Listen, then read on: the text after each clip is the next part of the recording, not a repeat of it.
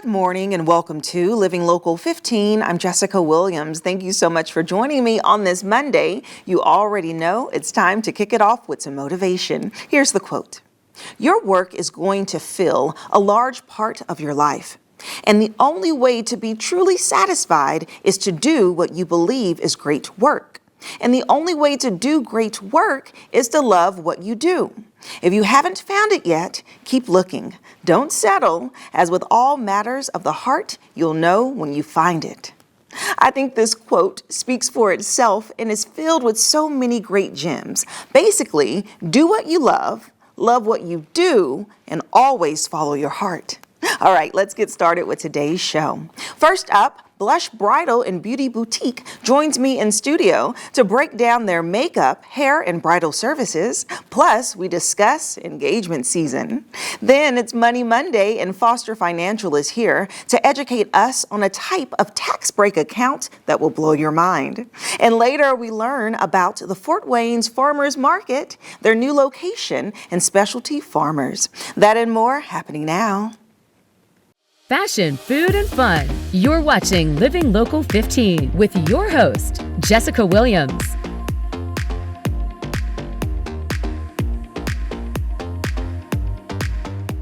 Whether you're looking to get your hair done, makeup done, or maybe you are looking for a bridal gown because you know it is engagement season, we have the perfect one-stop shop to share with you today.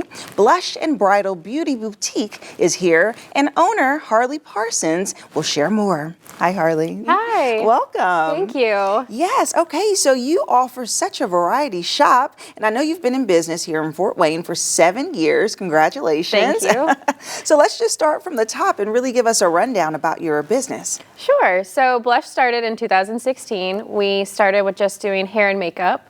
So we have a full salon and a whole team that can travel to places. We've traveled as far as California. We've done Florida. We've done a couple different places just doing wedding hair and makeup for brides. Yes. And then in about 2020, we started selling wedding dresses. So kind of brought a unique side to our business of more custom gowns, more couture gowns, and making it a little bit more specific to each bride. Yeah, that's so awesome. And so your showroom for your brides, kind of explain to me how that works and how it's such a customized process. So when a bride books an appointment with us, they actually fill out a few questions that we ask, and then they change out the room completely to each bride and what they're looking for. So the dresses that each bride sees may be a little bit different than the last appointment, just depending on what they've told us in advance. Okay, and then they can kind of just go and shop and have a little personal experience, which is so nice.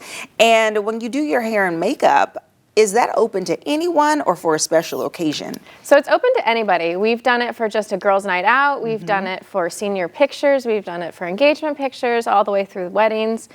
Sometimes it's just fun to grab your girlfriends and come and have like a little wine night, getting your hair and makeup done before you go kind of out on the town. Yes, and is there anything in particular that you specialize in when it comes to a certain makeup style or perhaps a hairdo? Yeah, so we actually like to say that we're very specialized in airbrush makeup. So kind of giving you that natural glam. We can glam it up as much as you want, but a lot of people don't necessarily wear makeup and are afraid to get their makeup done. Yeah. But we can definitely make people look like themselves, just kind of a little bit more polished. Right. I love that. Just a little enhancement is all it really takes. And so you all, Blush, was involved in our big 200th episode Barbie show, which is so awesome. You brought your team in and was able to spruce up our girls. So will you share with me kind of what you did that day and how you really contributed to the show? Yeah, that was really fun. So I love working with kids. I've been a camp counselor. We've done princess parties at Blush as well, where they can come and get their hair and makeup done, put on princess dresses and walk the carpet. So it was kind of similar to the Barbie episode. Yes. So just got to interact with the girls, pick some colors that they chose for their eyes, lips, and cheeks, and then everyone got to go home with their own lip gloss as well. Yes, that was so fun. And if you watch that episode, you would see that the girls were having such a good time, you know, kind of being pampered up. And then also it was age appropriate, which we love so much. And so you offer those princess parties. That's so cool. So what other type of specialty events do you have going on? We've kind of just done it customized to what clients ask us to do. So we've done princess parties where we roll out the red carpet, get them all ready, hair, nails, and makeup for whichever princess they love. Yeah. We've had American Girl doll parties where they actually bring their dolls. We've kind of done that for that age group, and then all the way up, like I said, to girls' nights out or ladies' nights out. You know, you can kind of pick and choose. And what's really nice is you have this space to yourself. So I feel like it's a little bit more intimate for everybody who's in the salon. Right. And so we mentioned at the top it being engagement season. Okay, so the holidays are coming up and people are kind of prepping their nerves to ask the big question. So as brides are transitioning into their season of looking for gowns, what do you recommend? How soon should they get started on that search? So dress ordering has become a little bit of a longer process than we're used to. So I always say the earliest that you can start, I would go right away. We are at the designer's mercies at most of the time, so if there's something that you love, I would definitely get booked and start looking right away, just to leave yourself time for alterations and to make sure that it fits perfectly. Oh, yeah, plenty of time for that. And do you offer bride gowns only, or do you also offer bridesmaids gowns? So we do have bridesmaids, and we call them formal dresses because they can be for anyone. So mother of the bride, mother of the grooms, we have a lot of people that shop those lines that we have as well. What about prom and like dances and stuff? Do people purchase these types of dresses for that? They do. You do have to order them, so it takes a little bit longer than most prom people are ready to look for. Yeah. But we are pretty excited to be in the works of getting specifically prom dresses for the next season. Yeah, that's great. And so you are the owner of this business. So tell me, what made you start this whole company in the first place? What's your passion? So I went to school for makeup and wigs, and I ended up moving. I went to Ball State University, so I ended up moving out to Boston to pursue wigs, and I was going to work at a cancer foundation, but they ended up filling the position as I moved out there. So I had to scramble for a job, and it ended up being hair and makeup for weddings. I did Massachusetts, Rhode Island, and just traveled all around doing hair and makeup. But then I wanted to be closer to family and move back home, and then I opened Blush and kind of continued on in the bridal world ever since. Oh, that's incredible. I love that. Well, thank you so much, Harley, for coming in and sharing about your business, and again for participating in our Barbie show. Thank you. And if you would like more information about Blush and Bridal Beauty Boutique, we'll have their website listed below, and we'll be right back. Have an idea for the show? Want to find out how you can be a guest? Contact us at livinglocal15@wayne.com. This segment sponsored by Foster Financial. Welcome to Money Mondays, where we give specific financial advice for women in particular. And joining us today to share their expertise is Caleb Doan, who is the Vice President of Foster Financial. Hi, Caleb. Hi. Welcome. Thanks very much. Yes. Okay. So we are continuing our conversations regarding life insurance.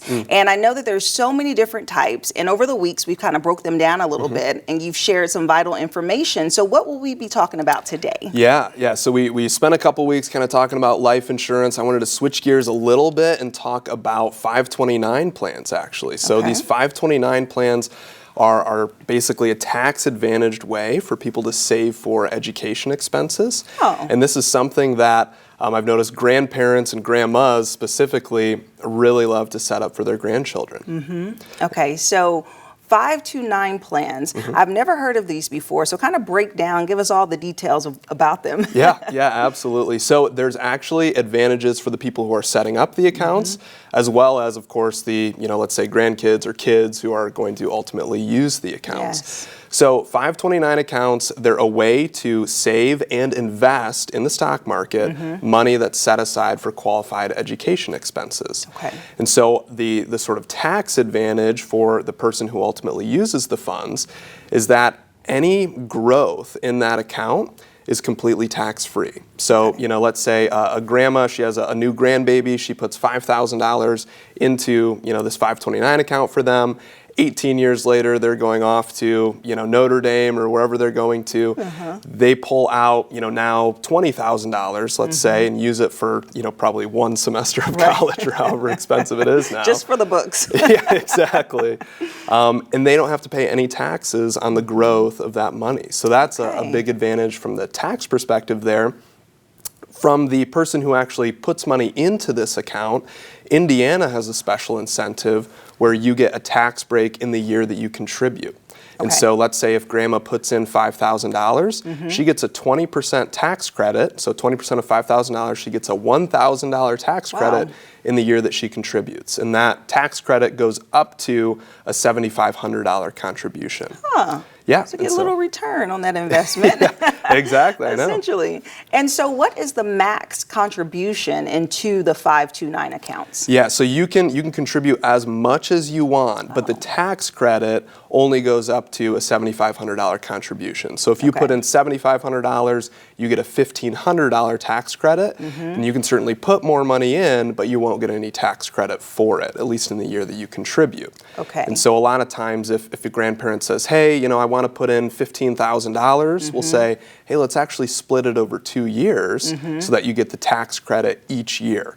So the $7,500 is yearly. You can get up to that each year? Yep. Wow. Yeah, that's exactly right. So it's a huge tax advantage. People get a big tax advantage in the year that they contribute. And then, of course, when those assets grow, if they grow, and if they're used for qualified education expenses, they don't have to pay any taxes on them at all. That's pretty incredible. And so what are the qualifiers for someone to set up such an account? Yeah, so pretty much anybody can set up a 529 account. I'd say one question we often get is, what can the funds in the account actually be used for? And it's pretty liberal with what you can use it for. Of course, your tuition, you can even use it for room and board, you can use it for books, you can buy a laptop with it. And so there's a whole list of things that people can use it for. And so a lot of times, I typically don't see situations where people have difficulty, spending the money in their 529 account because college is so expensive and it can be used for such a broad array of things. That's incredible. I wonder why people don't use this account more. Like, do you, in your experience, because I know you talk to so many people and helping them set up their holistic financial plans, do you see people knowing about this account?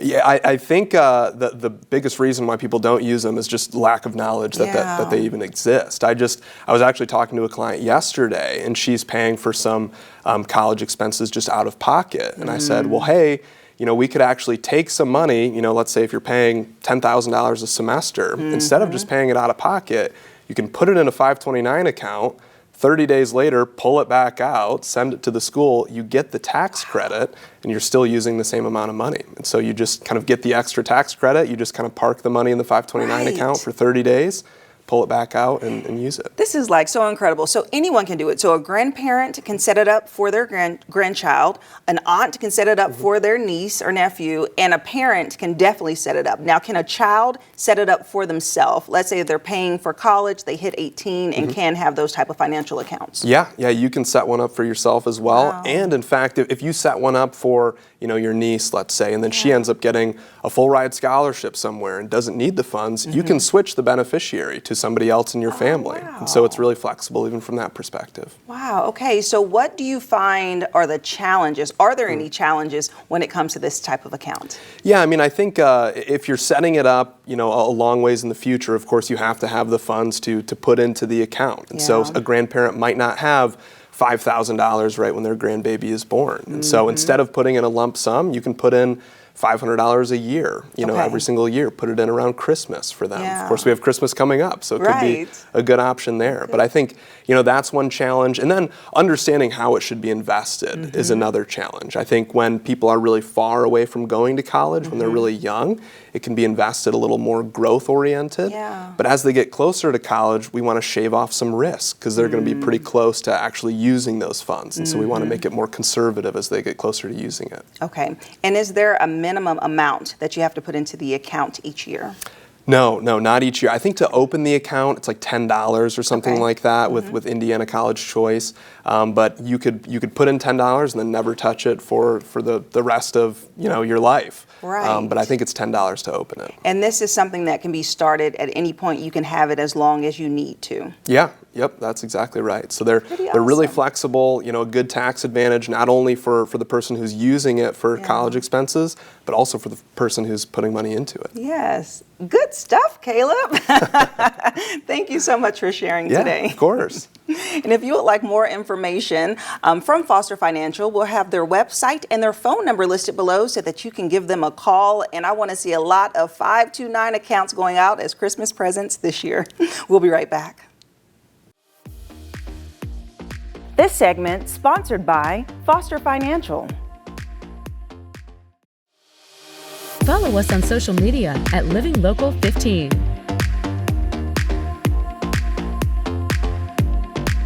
As the temperature is changing, that means that a lot of things are moving indoors, including the Fort Wayne Farmers Market. I am so excited to chat with Lee Rowan, who is their marketing director, about it all. Hi, Lee. Good morning. Good morning. Yes. Okay. So you all had a pretty great season throughout the summer, being able to be outside and, of course, provide that fresh produce for everyone from the farms. And now you're making a change. So tell me all about it. Yeah, we are moving indoors. We always move indoors the first Saturday of October. And from there, then we've always been at Parkview Field, but they're having to undergo some renovations. So we are actually moving to a new location as well. Okay. So the building that we'll be in is the old Kelly Chevrolet, which is across from Northside High School. It's 500 East State.